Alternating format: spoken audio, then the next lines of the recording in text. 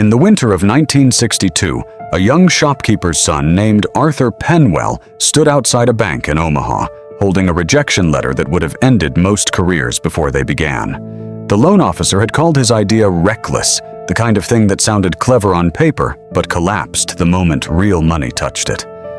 Arthur folded the letter, put it in his coat pocket, and walked home in the snow without saying a word to anyone. He wasn't upset because the bank refused him. He was upset because he understood, even then, that the rejection had nothing to do with his idea and everything to do with a rule he hadn't yet learned to see. That rule would eventually shape every decision he made for the next 5 decades. It would guide him past louder, flashier, more confident men who seemed destined for fortune. And yet those men would fade from memory, while Arthur's name would eventually appear on lists of the wealthiest people alive. Not because he outworked everyone else, but because he understood something almost nobody else was looking for. Most people believe wealth comes from bold moves, from timing the market perfectly, or discovering some secret opportunity before anyone else. They imagine the rich as gamblers who happened to win, as visionaries who saw the future more clearly than the rest of us. That belief, as comforting as it is, misses the one thread that connects nearly every enduring fortune in modern history. It isn't boldness. It's an invisible rule so quiet that most people walk past it 1,000 times without ever noticing it exists. Arthur didn't discover this rule in a classroom or a boardroom. He discovered it while working behind the counter of his father's hardware store, watching customers make the same mistake week after week. They would buy things they didn't need because the price looked low that day, and they would avoid things they desperately needed because the price looked high. Arthur noticed that price and value were treated as the same thing by almost everyone, when in reality they rarely matched at all. That single observation, made by a teenager restocking nails and paint cans, would eventually become the foundation of his entire fortune. Years later, when Arthur finally scraped together enough money to make his first real investment, he didn't chase the companies everyone was talking about. He looked instead at a small manufacturing firm that had been quietly ignored by every major investor in the region. The company made replacement parts for industrial machinery, an unglamorous business that produced no headlines and inspired no dinner party conversation. But Arthur had learned to ask a different question than everyone around him. Instead of asking what looked exciting, he asked what was actually worth more than the market believed. The manufacturing firm was trading far below the value of its equipment, its patents, and its steady stream of repeat customers who had no other supplier to turn to. Arthur bought as much as he could afford, using nearly every dollar he had saved from 3 years of work. Friends told him he was foolish, that boring companies stayed boring and rarely made anyone rich. He listened politely, thanked them for their concern, and continued buying shares whenever he could scrape together spare cash. What Arthur understood, and what almost nobody around him grasped, was that the invisible rule guiding the wealthiest people in the world wasn't about finding excitement. It was about finding the gap between what something was worth and what people were willing to pay for it, and then having the patience to wait for that gap to close. This sounds simple when explained in a single sentence, yet it is astonishingly difficult to practice because every instinct in the human brain pushes in the opposite direction. We are wired to chase what other people are chasing, to assume that a crowd gathering around an opportunity means the opportunity must be real. The wealthiest people in history, across every industry and every era, seem to share an unusual resistance to that instinct. They don't ignore the crowd because they enjoy being contrarian for its own sake. They ignore the crowd because they've trained themselves to evaluate value independently, using their own judgment rather than borrowing confidence from the people standing next to them. This single habit, repeated thousands of times over a lifetime, compounds into something that looks almost like magic from the outside, even though there is nothing magical about it at all. Arthur's small investment in that overlooked manufacturing firm didn't make him rich overnight. In fact, for the first 2 years, the stock barely moved, and more than once he wondered if his father's disappointed silence had been right all along. But he kept returning to the same principle that had guided him since his days behind the hardware store counter. Price is what you pay. Value is what you actually receive. And the distance between those two numbers, when you have the patience to wait, becomes the quiet engine behind almost every great fortune ever built. What happened next would take Arthur nearly a decade to fully understand, and it would test every ounce of patience he had cultivated since childhood. 10 years after Arthur first bought shares in that overlooked manufacturing firm, the company had transformed into something almost unrecognizable from the sleepy operation his friends had mocked him for choosing. The replacement parts business had expanded into precision components for a new generation of machinery, the kind used in factories that hadn't even existed when Arthur made his original investment. His initial stake, purchased with 3 years of careful saving, had multiplied many times over.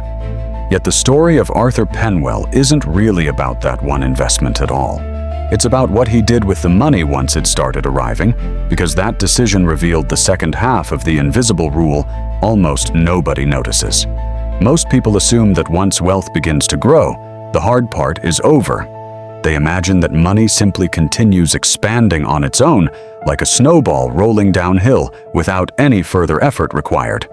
Arthur discovered quickly that this assumption was dangerously wrong. The moment his portfolio grew large enough to attract attention, he found himself surrounded by new voices, brokers, advisors, and acquaintances who suddenly wanted his opinion on every fashionable opportunity sweeping through the financial world.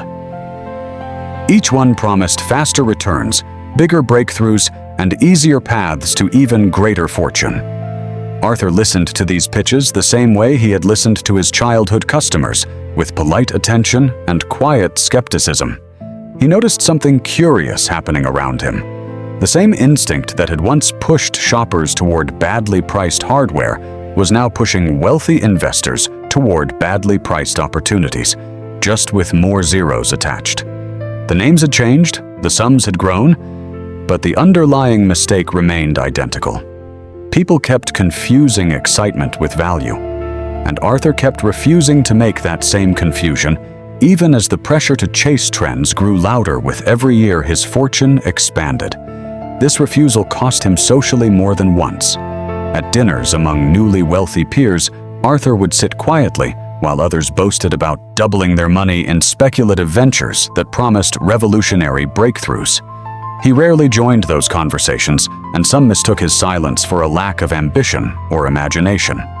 What they didn't understand was that Arthur was running the same mental calculation he had learned decades earlier behind his father's counter, silently comparing the price being demanded against the value actually being offered, and finding the gap far too dangerous to justify the risk.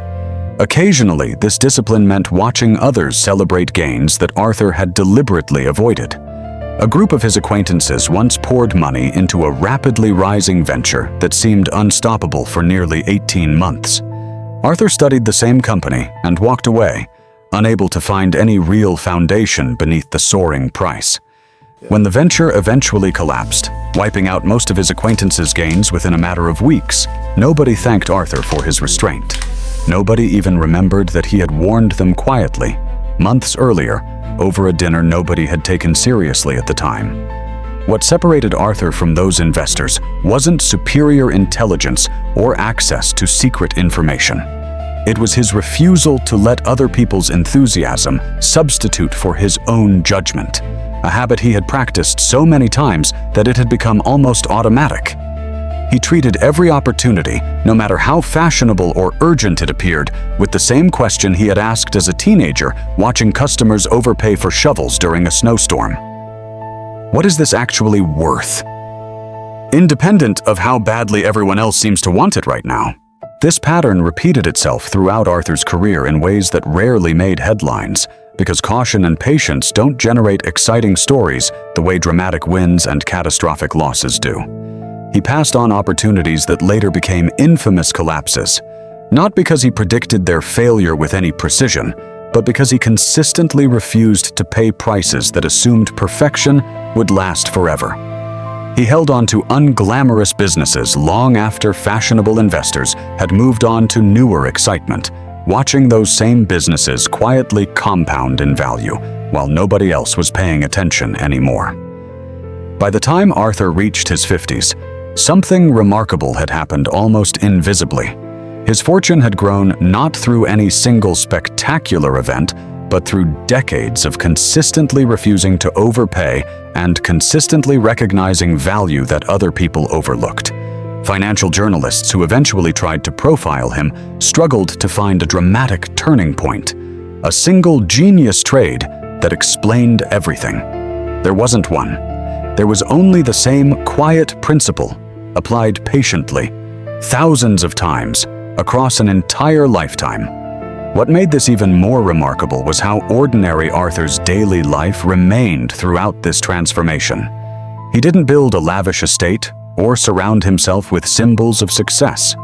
He continued reading annual reports late into the evening, the same way he once read comic books as a child, searching for details that other people skipped past without a second thought.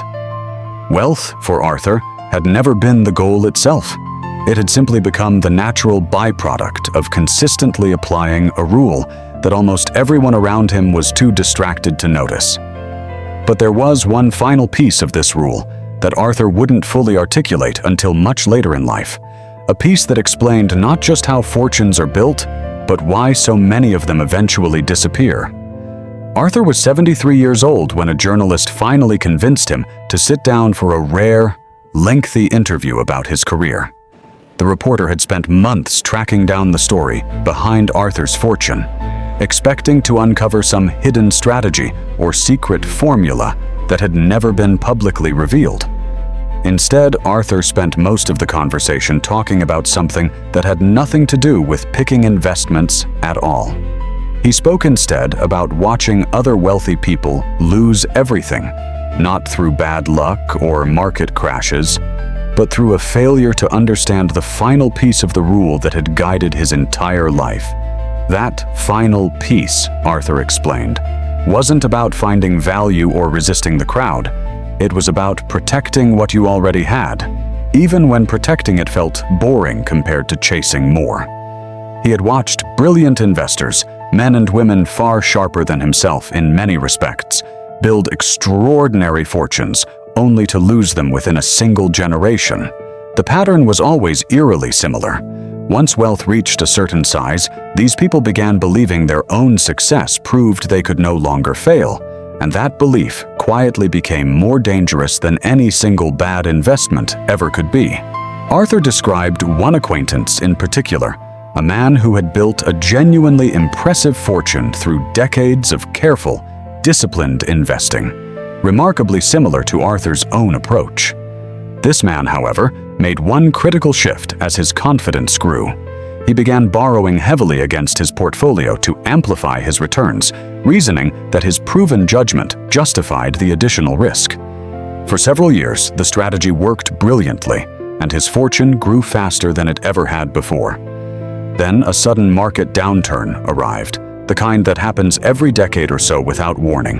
And the leverage that had accelerated his gains now accelerated his losses at the exact same speed. Within 18 months, a fortune built across 40 years of disciplined decisions had been reduced to a fraction of its former size. Arthur remembered visiting him during that period and noticing something striking in his old friend's demeanor.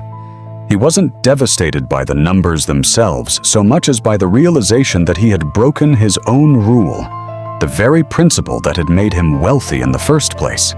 He had confused a long streak of good judgment with permanent immunity from bad outcomes, and that confusion had cost him almost everything he had spent a lifetime building.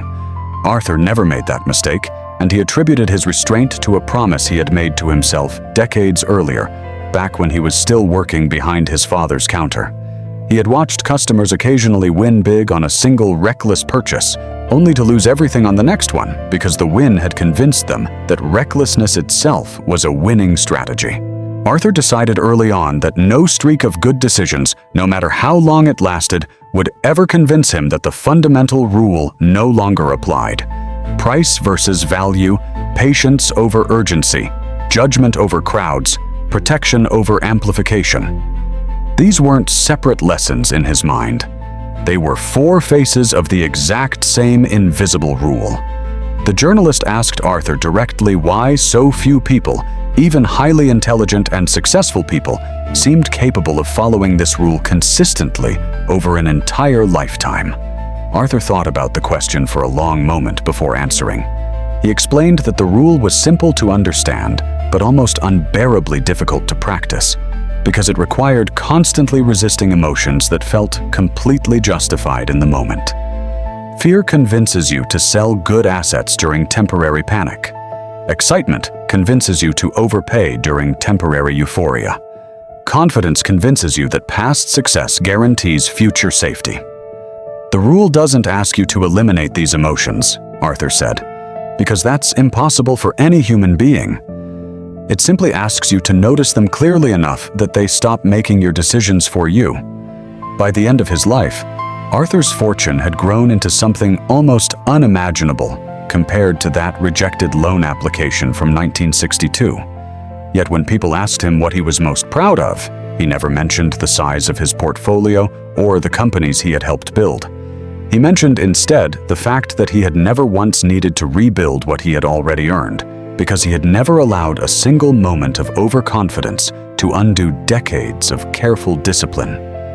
That to him was the real measure of success, not the peak a fortune reaches, but whether it survives the person who built it. The invisible rule that guided Arthur's entire life was never really a secret. It had been written about in countless books, mentioned in countless interviews, and explained in countless simple sentences that anyone could read in under a minute.